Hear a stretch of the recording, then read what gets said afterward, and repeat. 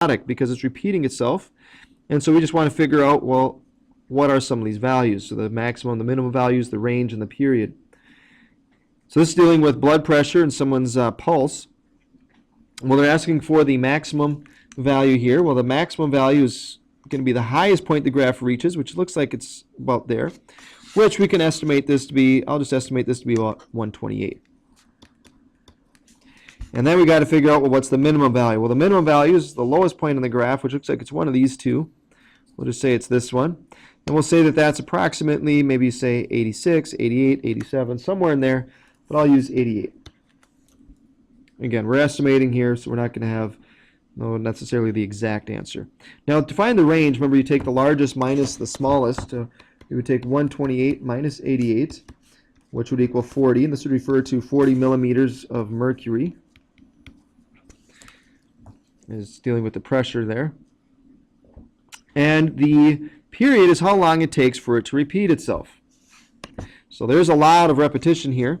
And I'm going to use some that might be a little bit easier. So maybe let's do this point here and this one.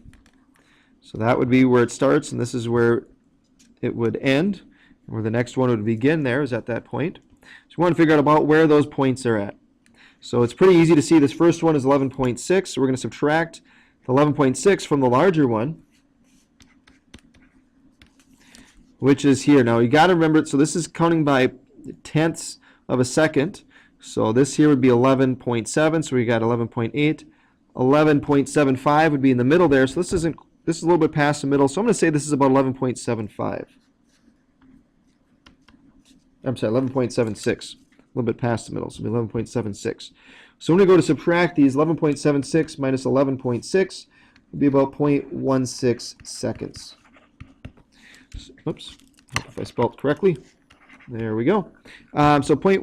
So 16 hundredths of a second is how much it repeats itself, approximately. So that is a situation that we would call this being periodic. Okay, so that's it. So that summarizes our tangent function. So we've talked about a lot of stuff here as far as the periodicity theorem, and we compared and contrasted the sine, cosine, and tangent functions. So with that, good luck now on your assignment.